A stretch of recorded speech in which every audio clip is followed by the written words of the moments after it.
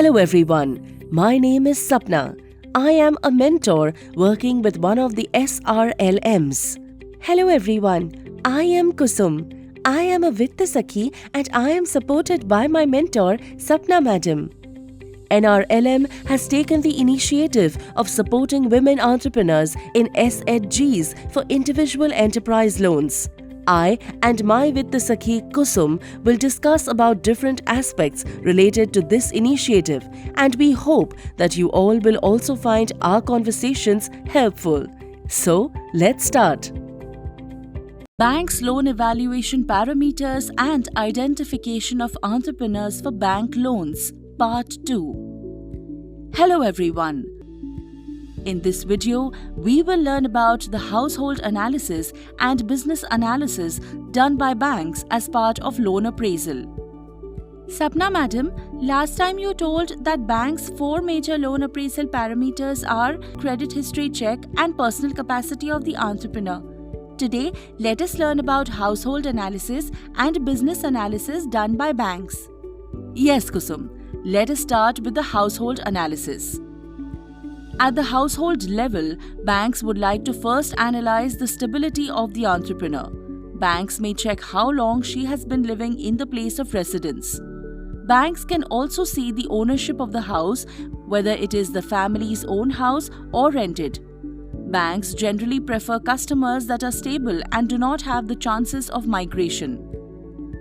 Banks then analyze the family composition, earning members, income sources and their stability, fixed monthly expenditures and obligations, and household surplus. Another important aspect that banks consider is the existing loans and the existing monthly installment obligations. Banks consider the overall household cash flows. This means the total cash inflows and the cash outflows. Based on these income and expenses, bank estimates the household surplus.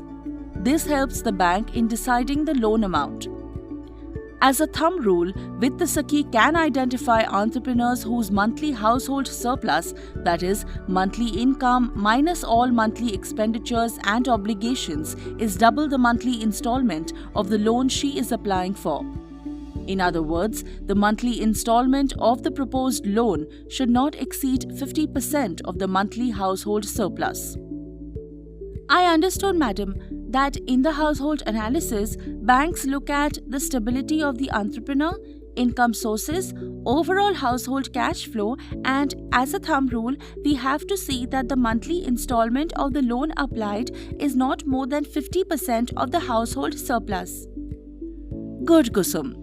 So if you have understood this, we can now discuss the business analysis that banks undertake as part of the loan evaluation. At the business level, banks would first like to see why the loan has been applied, that is, the loan purpose. Banks would then like to relate it to the business need, current performance of the business, and how the new loan is going to impact the business. Vitta Sakhi should ensure that there is a genuine need for loan and the entrepreneur has a clear plan for its utilization. In analyzing the business performance, banks would like to see the annual sales, cost of goods sold, gross margin, fixed expenditures, and the net profit. Banks would also consider the past trend of these figures and evaluate how these will be impacted in the future with the new loan coming in. If the entrepreneur claims that the new loan can lead to increased sales and profits, then she should be able to convince the bank that how would the new market be created? Where will the extra sales be done? And whether the demand for such extra volume exists. Another important aspect of analysis is the cash flow of the business.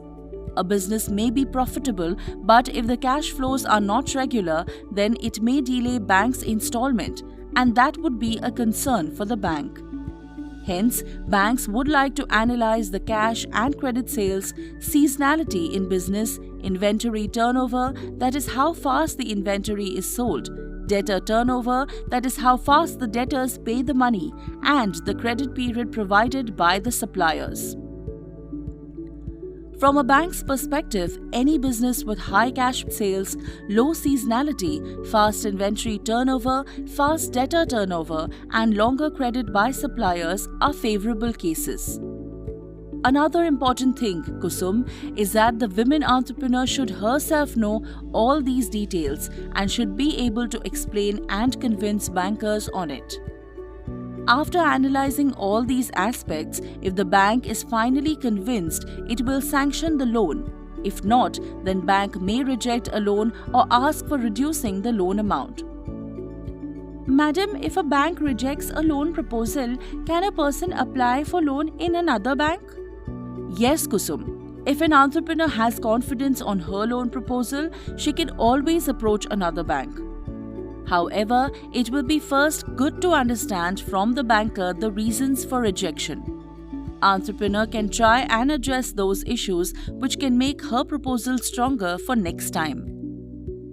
Thank you, madam. Today we learned about household analysis and business analysis done by banks during loan proposal. Thank you.